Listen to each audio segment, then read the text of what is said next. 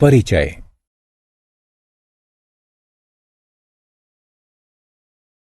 Hello माँ, मैं वादे के अनुसार आई हूँ। चलो मूवी देखने चलते हैं। विदुषी, तुम्हें आधे घंटे इंतजार करना होगा। मुझे इस चित्र को पूरा कर लेने दो। ठीक है माँ, मैं इंतजार कर सकती हूँ। माँ, मुझे बताओ कि आप इतनी बड़ी इमारतें और इनके अंदरूनी हिस्सों के चित्र कैसे बना लेती हैं? इन उपकरणों की सहायता से विदुषी। माँ, ये ठीक वैसे ही हैं जिनका उपयोग मैं ज्यामिति की कक्षा में करती हूँ। अब तुम समझी कि गणित वास्तुकला के लिए कितनी महत्वपूर्ण है। हाँ माँ, मैं समझ गई। इस पाठ के अंत में आप प्रायोगिक ज्यामिति के बारे में जानेंगे। उद्देश्य। इस पाठ के अंत में आप निम्न करने में सक्षम हो जाएंगे। एक वृत्त खींचना, एक रेखाखंड की रचना करना, एक रेखा पर लंब खींचना, एक रेखाखंड का लंब समद्विभाजक खींचना, एक कोण का समद्विभाजक खींचना, कोणों की रचना करना, वृत्त की रचना करना। एक वृत्त 2 आयामी आकृति होती है। प्रत्येक वृत्त का एक केंद्र होता है। एक वृत्त की परिधि और केंद्र के बीच की दूरी त्रिज्या कहलाती है। एक वृत्त के केंद्र से होकर जाने वाला रेखाखंड, जिसके दोनों सिरे वृत्त की परिधि को छूते हैं, वृत्त का व्यास कहलाता है। एक वृत्त का व्यास उसकी त्रिज्या से दुगना होता है। एक प्रकार यानी कंपास की सहायता से हम एक वृत्त खींचते हैं।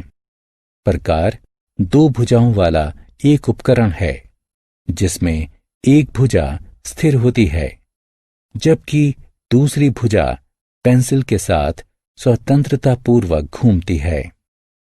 आइए हम प्रकार का उपयोग एक वृत्त, 2 प्रतिच्छेदी वृत्त तथा 3 संकेंद्री वृत्त खींचने के लिए करें। एक वृत्त। आइए हम 3 सेंटीमीटर की त्रिज्या वाला एक वृत्त खींचते हैं। चरण 1। प्रकार को रूलर यानी फुट्टे पर रखिए तथा 3 सेंटीमीटर की माप तक फैलाइए। चरण 2। प्रकार के नुकीले सिरे की सहायता से वृत्त का केंद्र बिंदु बनाइए। चरण 3।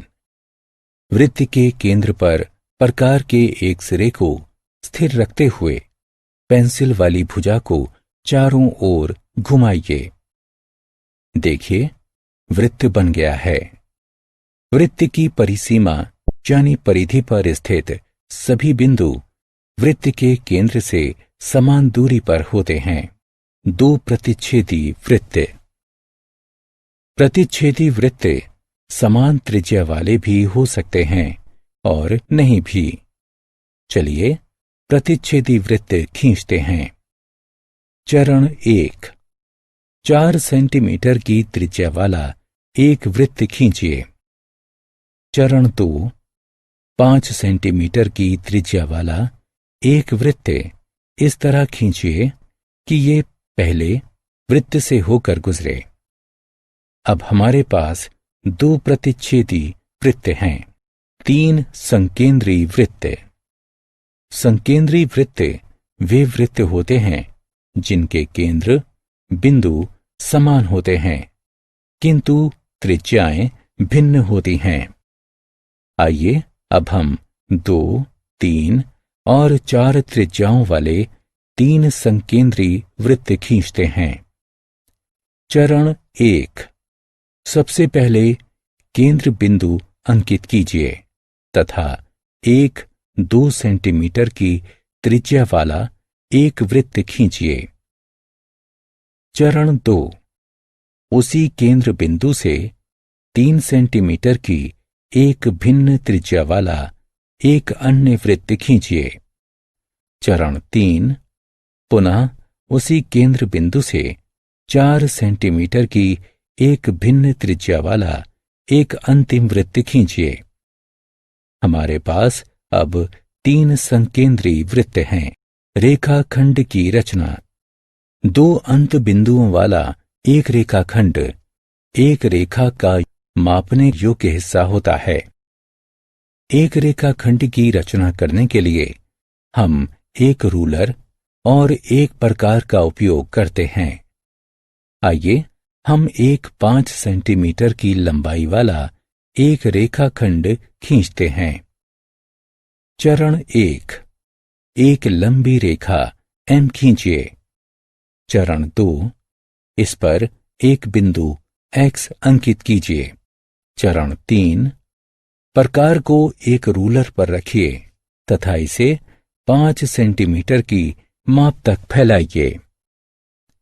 चरण 4, प्रकार के नुकीले सिरे को बिंदु X पर रखिए।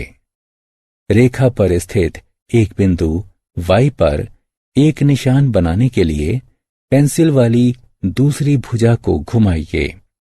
अब हमारे पास एक रेखाखंड XY है जिसकी लंबाई 5 सेंटीमीटर है। मान लीजिए कि एक 6 सेंटीमीटर लंबाई का एक रेखाखंड दिया गया है। हम उसी माप का एक दूसरा रेखाखंड ST बनाना चाहते हैं। रूलर का उपयोग किए बिना हम ये कैसे करेंगे? चरण 1, PQ को मापने के लिए प्रकार का उपयोग करें। चरण 2, एक लंबी रेखा L बनाएं। इस पर एक बिंदु S चिन्हित करें। चरण 3, प्रकार के नुकीले सिरे को बिंदु S पर रखें। रेखा पर बिंदु T चिन्हित करने के लिए पेंसिल वाली दूसरी भुजा को घुमाएं। अब हमारे पास एक रेखाखंड ST है जो कि रेखाखंड PQ की एक प्रति है। एक रेखा पर लंब की रचना। एक रेखा पर उसका लंब उसे एक समकोण पर काटता है। एक रेखा पर लंब को 2 तरीकों से खींचा जा सकता है। पहला, रेखा पर स्थित एक बिंदु से होकर और दूसरा, रेखा के बाहर स्थित एक बिंदु से होकर। आइए दोनों तरीकों से लंब की रचना करना सीखें। रेखा पर स्थित एक बिंदु से होकर लंब खींचना। चरण 1, एक लंबी रेखा M की रचना कीजिए। चरण 2, इस पर एक बिंदु A को चिन्हित कीजिए। चरण 3, बिंदु A को केंद्र के रूप में लेकर तथा कोई भी त्रिज्या वाला एक चाप खींचिए जो एक रेखा M को 2 बिंदुओं C तथा D पर काटता है। चरण 4, CA से अधिक लंबाई की त्रिज्या तथा C को केंद्र के रूप में लेकर पहले चाप के ऊपर एक चाप खींचिए। चरण 5, वही त्रिज्या तथा D को केंद्र के रूप में लेकर पहले चाप के ऊपर एक अन्य चाप खींचिए। चरण 6, दोनों चापों के प्रतिच्छेदन बिंदु को E से अंकित कीजिए। चरण 7, रूलर की सहायता से बिंदु E तथा बिंदु A को मिलाइए। EA रेखा M का लंब है। रेखा से बाहर स्थित एक बिंदु से होकर लंब डालना। चरण 1, एक लंबी रेखा M खींचिए। चरण 2, इसके ऊपर एक बिंदु A अंकित कीजिए। चरण 3, किसी भी त्रिज्या तथा बिंदु A को केंद्र के रूप में लेकर एक रेखा M को 2 बिंदुओं C तथा D पर काटने वाला एक चाप खींचिए। चरण 4, CD की लंबाई के आधे से अधिक त्रिज्या तथा C को केंद्र के रूप में लेकर पहले चाप के नीचे एक चाप खींचिए।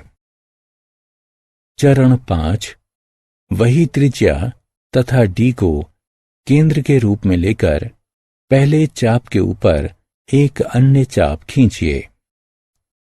चरण 6, दोनों चापों के प्रतिच्छेदन बिंदु को ई से अंकित कीजिए।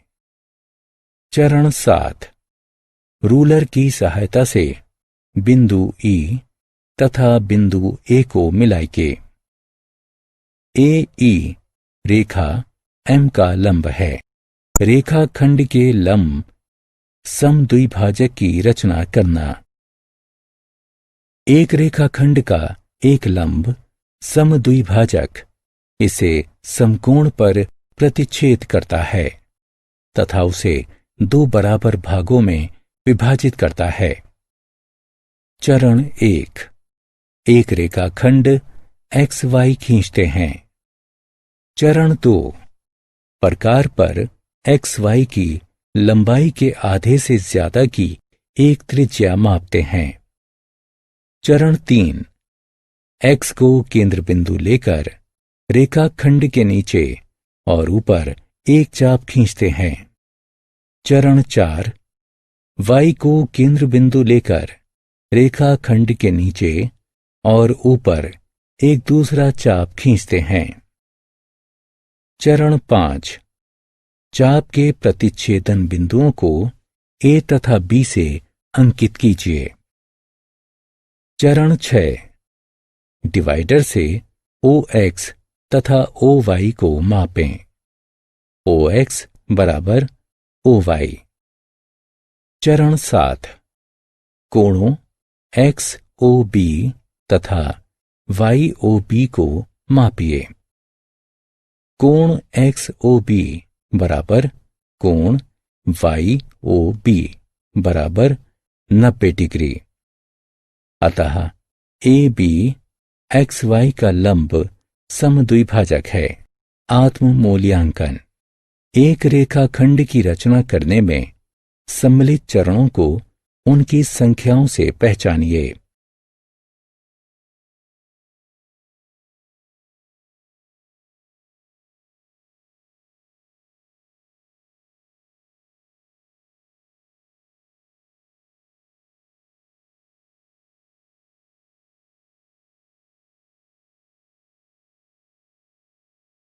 कोण के समद्विभाजक की रचना। एक कोण का समद्विभाजक इसे दो बराबर भागों में विभक्त करता है। आइए हम एक कोण समद्विभाजक की रचना करना सीखते हैं। चरण 1, कोण AOB खींचिए। चरण 2, O को केंद्र बिंदु मानते हुए एक चाप खींचिए जो कोण की दो अर्ध रेखाओं OA तथा OB को क्रमशः P तथा Q पर काटता है। चरण 3, PQ की आधी लंबाई से अधिक एक त्रिज्या को मापिए। मापी गई त्रिज्या के साथ तथा P को केंद्र लेकर PQ के ऊपर एक चाप खींचिए। चरण 4, वही त्रिज्या लेकर तथा Q को केंद्र में लेकर PQ के ऊपर एक दूसरा चाप खींचिए। चरण 5, चाप के प्रतिच्छेदन बिंदु को C से अंकित कीजिए। O तथा C को मिलाइए। चरण 6, कोणों AOC तथा COB को मापिए। कोण AOC बराबर कोण COB। अतः OC कोण AOB का समद्विभाजक है। कोण की प्रति की रचना। एक कोण की प्रति की रचना कैसे की जाती है जिसकी माप हमें ज्ञात नहीं है। कोण AOB दिया गया है। चरण 1, कोई भी त्रिज्या लेकर तथा O को केंद्र मानते हुए एक चाप खींचिए जो कोण की दो अर्ध रेखाओं OA तथा OB को क्रमशः P तथा Q पर काटता हो। चरण 2, L लंबाई की एक रेखा खींचिए तथा उस पर एक बिंदु S अंकित कीजिए। चरण 3, OQ त्रिज्या तथा S को केंद्र लेकर एक चाप खींचिए जो रेखा L को T बिंदु पर काटता है। चरण 4, PQ त्रिज्या लेकर तथा T को केंद्र मानते हुए एक चाप खींचिए जो पिछले चाप को R पर काटे। चरण 5, R से S को मिलाइए। कोण RST बराबर कोण AOB कोणों की रचना करना। आइए अब एक एक करके कुछ विशेष कोणों की रचना करते हैं। 30 डिग्री के कोण की, 60 डिग्री के कोण की और 120 डिग्री के कोण की। 30 डिग्री का कोण। चरण 1, एक लंबी रेखा M खींचिए। चरण 2, इस पर एक बिंदु Q अंकित कीजिए। चरण 3, कोई भी त्रिज्या लेकर तथा Q को केंद्र मानकर एक चाप खींचिए जो रेखा M को बिंदु R पर काटती है। चरण 4, वही त्रिज्या लेकर तथा R को केंद्र मानकर एक चाप खींचिए जो रेखा M को Q पर काटता है। चरण 5, चाप के प्रतिच्छेदन बिंदु को P से अंकित कीजिए। चरण 6, P से Q को मिलाइए। चरण 7, कोण को समद्विभाजित कीजिए। चरण 8, कोणों PQS तथा SQR को मापिए। कोण PQS बराबर कोण SQR बराबर 30 डिग्री। 60 डिग्री का कोण। चरण 1, एक लंबी रेखा M खींचिए। चरण 2, इस पर बिंदु Q अंकित कीजिए। चरण 3, कोई भी त्रिज्या लेकर तथा बिंदु Q को केंद्र मानकर एक चाप खींचिए जो रेखा M को बिंदु R पर काटता है। चरण 4, वही त्रिज्या लेकर तथा बिंदु R को केंद्र मानकर एक चाप खींचिए जो रेखा M को बिंदु Q पर काटता है। चरण 5, चाप के प्रतिच्छेदन बिंदु को P से अंकित कीजिए। चरण 6, P से Q को मिलाइए। कोण PQR निर्मित हुआ। 120 डिग्री का कोण। चरण 1, एक लंबी रेखा M खींचिए। चरण 2, इस पर बिंदु Q को अंकित कीजिए। चरण 3, कोई भी त्रिज्या लेकर तथा बिंदु Q को केंद्र मानकर एक चाप खींचिए जो रेखा M को बिंदु R पर काटता है। चरण 4, वही त्रिज्या लेकर तथा बिंदु R को केंद्र मानकर एक चाप खींचिए जो पहले चाप को बिंदु S पर काटता है। चरण 5, वही त्रिज्या लेकर तथा बिंदु S को केंद्र मानकर एक चाप खींचिए जो पहले चाप को बिंदु P पर काटता है। चरण 6, P से Q को मिलाइए। कोण PQR निर्मित हुआ। आत्म मूल्यांकन। निम्नलिखित विवरणों का मिलान उनके संबंधित विकल्पों से कीजिए।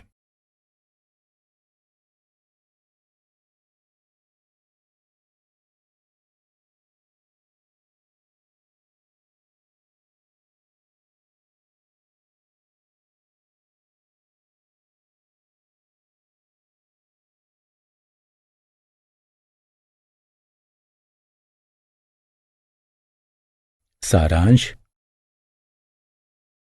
आइए हमने जो कुछ सीखा है उसे संक्षेप में दोहराएं।